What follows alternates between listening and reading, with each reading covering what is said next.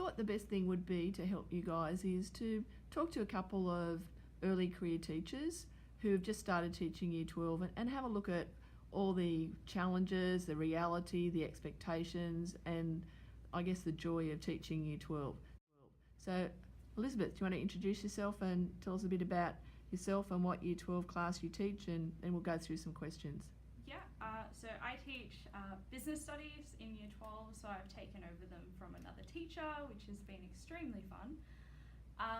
And yeah, so I teach a Year 12 business studies class, and they're a really good class, but really mixed abilities, and it's been a very, very interesting full term with them. To Natasha, this is her second year at Cambridge Park High School. So what Year 12 class do you teach, Natasha?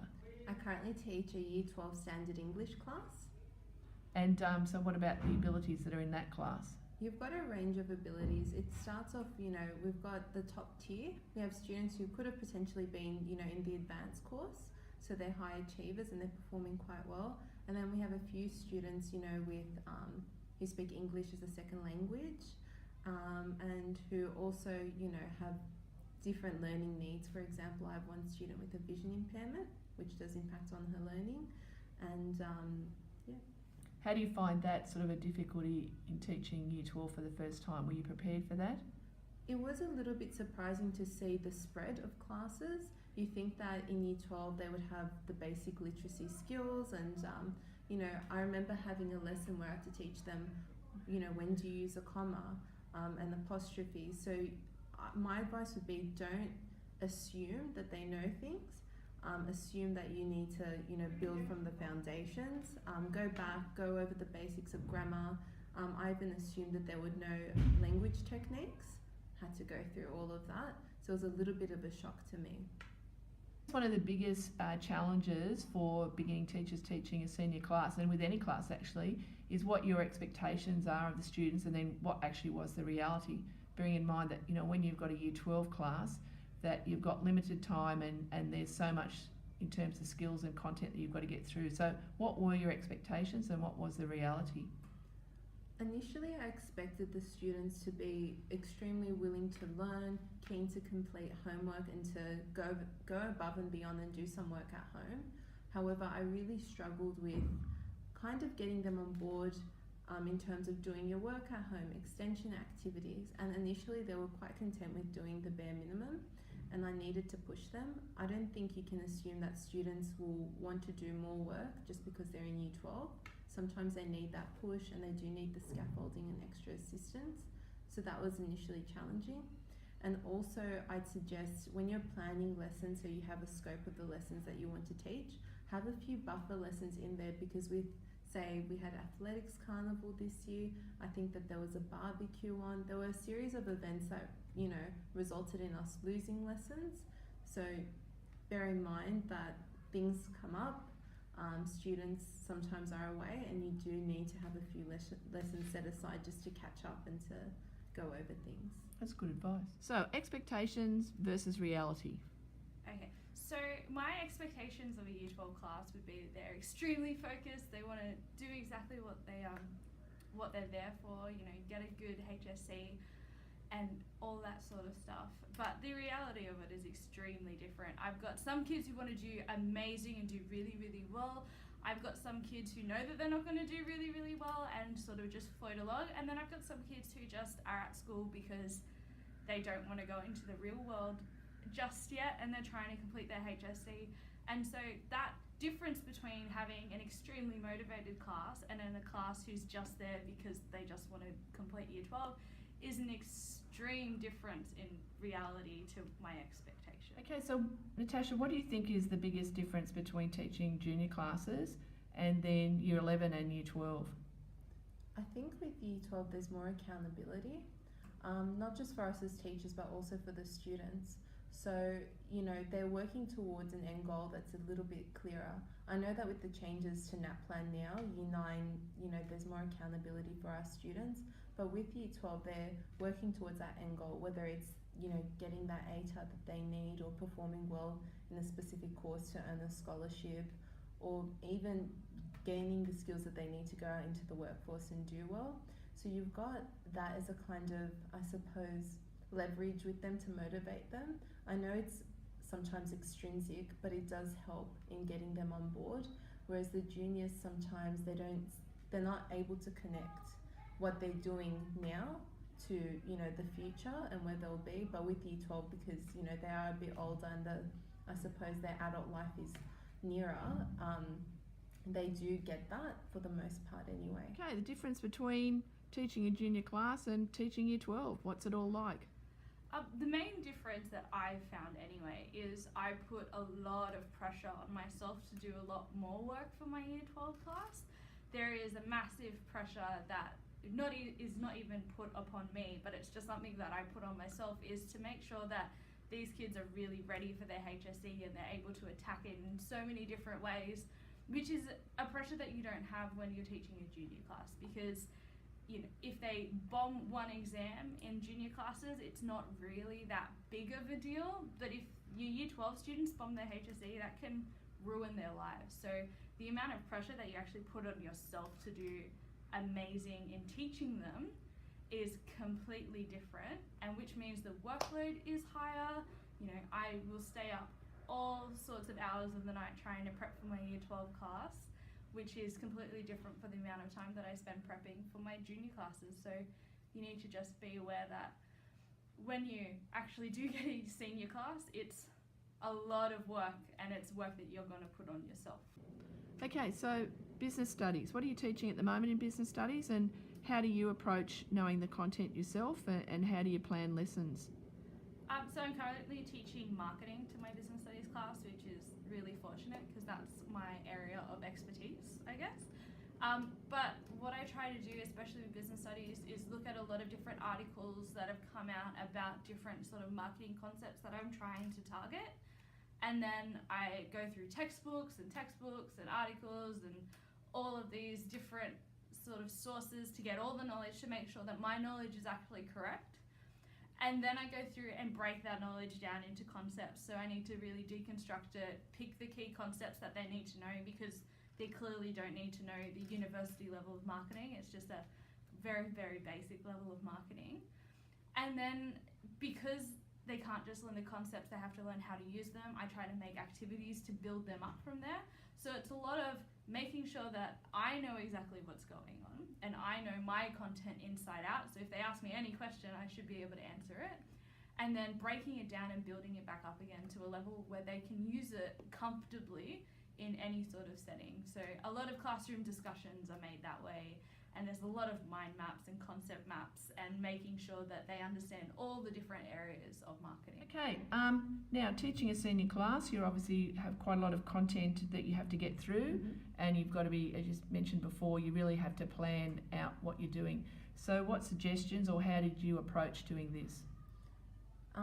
Well, the first thing that I would say to anyone is you need to backward map. Look at your assessment that's set out and think about how long you've got and the steps you need to take to get to that point to allow the students to be prepared to sit for that or complete that assessment task. So with English it's a little bit tricky, because I know in other subjects you've got, you know, syllabus stop points to follow, whereas with English you have, it's a little bit more obscure, a little bit more abstract. You've got, you know, a rubric, and you don't have those clear points to follow. So you really need to know your rubric, and then look at the assessment and kind of look at the two together and backward map. And obviously other things come into play. So you've got, you know, how do I engage students? How do I meet the needs of the top tier whilst also pushing up the bottom tier? So you need to, you know, marry up, you know, strategies to engage the students, and as well as making sure that you're ticking off those requirements. Also, what I would say is, with me, look, regardless, the prep time in teaching is more than you'll ever, you know, anticipate. I know that I had some gauge of what it would be like at university, but it's completely different when you're actually teaching and you've got other, you know, things to worry about. I think that what really assisted me was I tutored, you know, ever since I left high school until, you know, now, and that really helped me build my resource base and gave me the experience of dealing with senior classes, because most of the students that I have tutored have been seniors. also that allowed me to build my resource base. My advice is keep any resource that you come across. Make sure that your folders on your laptop are quite neat and that it's all, structured in such a way that it's easier to find, because I found last year I kind of was running around frantically, and now looking back I wish I had documented my resources better, even during tutoring. Although I built that resource base, it's if I was, I suppose, neater and wiser with the way I stored, my materials, I would have created less work for myself this year. Can you comment on the importance of the syllabus to you? Syllabus is really important, especially in Year 12, because that's the only thing they can be tested on in their exams. And every single lesson that I actually do, I make sure that it relates to a dot point in the syllabus, make sure that they know that dot point inside out. All of their study notes are based off the syllabus so that they can actually go into that deeper level. So we have alarm study notes where we make them analyse and evaluate to that level. I also make the students go and look at the syllabus because they need to be able to understand what is being asked of them. And the first thing I said to them as soon as I walked into the class is your syllabus is essentially your business studies Bible, because you need to know what is on there, and they're the only questions that they can ask you. So if you know those dot points inside out, you are ready for HSC. So the syllabus is massively important when I'm teaching business studies. Can you maybe give any ideas of strategies that you've used that have been successful with senior students? I think the best piece of advice I could give is to be culturally responsive. Even if it's using culturally relevant analogies or using something as simple as a meme, will really help students to kind of grasp what you're saying and to help break down, abstract concepts into digestible units. So look, I try to add a dash of humour into my teaching, and I think that when you do that, kids get what you're saying more, and it doesn't seem as daunting as what it could be. Also, I'm one for infographics, so behind me is actually the Discovery rubric, so yeah, for the area of study. So even just, I always say, break things down into digestible units, whether it's visual, using memes. I've got an Instagrammer board that I use to teach kids, even senior students, because as I said previously, they don't have that understanding of grammar and punctuation that you think that they would have. I use that to help teach them, the different conventions. So visuals are just as important for seniors as juniors. Exactly. Yeah.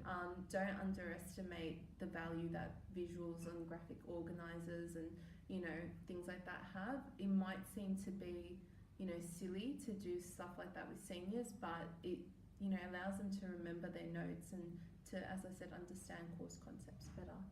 And humour still is really important for seniors, Yep. and they appreciate it a bit more than juniors anyway, don't they? So Yeah. Yeah. Definitely. your jokes go over well. Right, one of the things about teaching senior classes is that you're going to have a huge range of abilities. So what strategies have you used for that, and sort of what tips have you got about that? So in my business class, I have a very, very wide range of abilities. I've got one student in there who, with the right direction, could easily achieve a Band 6 in business studies. And then I've got students in there who are completely unmotivated and at best will achieve a Band 3. So my strategies are really trying to push that top student and the top couple of students really using a lot of scaffolding to get them to that analysis stage that they need to have in business studies, but also using a range of strategies that also helps the lower end of the students to really understand the concepts, to be able to have that conceptual knowledge going into the HSC, especially because business studies is all about concepts and it's all about understanding what's going on. So those classroom discussions where I can really boost up those higher students and they actually go into it, and then you can also have the classroom discussions where you're just talking about the concepts at a very, very shallow level. So really trying to push both ends and really teaching to the top and making sure you're not leaving those students behind is really important. Okay. Now we come to the last couple of questions, the joys and challenges of teaching Year 12. So what have you found to be your biggest challenge, and then what's the most that you enjoy about teaching Year 12? The biggest challenge is certainly the fact that as teachers we're quite time poor. There's just never enough time, and I'll often find myself at home and after having done hours of schoolwork thinking, well, I could do more, I could make that better, or this would help them. But there comes a point that you really need to stop and look after yourself, because if you're not looking after yourself, you can't give, your all, your best to the kids. Teacher burnout is a real thing, and I did feel at one stage that I was taking on too much. And then once I cut down what I was doing and I worked smarter and not harder, that really helped. But obviously the greatest joy is seeing the results, and sometimes it's not seeing that, the band 6 response. Sometimes it's seeing a student who, failed their first assessment task, passed their next assessment task. So make sure you celebrate those things and the little steps that you take, because it's really, what we're doing is really, really important. We're making a difference to a young person's life, and I think that's the most rewarding part of teaching you. All right, so you're a beginning teacher yourself, your first year of teaching, and you've been given the responsibility of teaching a Year 12 class. So what do you enjoy most about teaching a Year 12 class? I think it's really, really rewarding when they eventually get that little light bulb moment of, I actually understand this concept and I understand how to use it, and then they can use it both in classroom discussions, they can write it down, no issue, they can use it in an exam and have really great results. That's the most rewarding thing, because you've gone in and you've done what you were supposed to do and teach them exactly how you were supposed to teach them. That is the most rewarding thing that you could ever ask for as a teacher. And you're about to mark their half-yearly exams? Yeah, well, I really hope that rewarding moment really shines out in their half-yearly exams. Fingers crossed that I've done that. Do you think that you'll find any sort of, this will be the first time you've marked Year 12 scripts, do you think you'll find any challenges with that? Especially with the extended response, I'm finding very hard to mark, because you want to mark it from a HSC level, but I think I put a lot of pressure on the students to do much better than they should be able to do, or they would do in HSC, because I know that they can do better. So trying to give them a fair score in extended responses can be quite hard, because a lot of the time HSC markers, they don't know your students, they don't know their capabilities. So I know my students, I know their capabilities, and if they don't produce that good work, I'm probably going to be a bit tougher on them than the HSC markers. All right.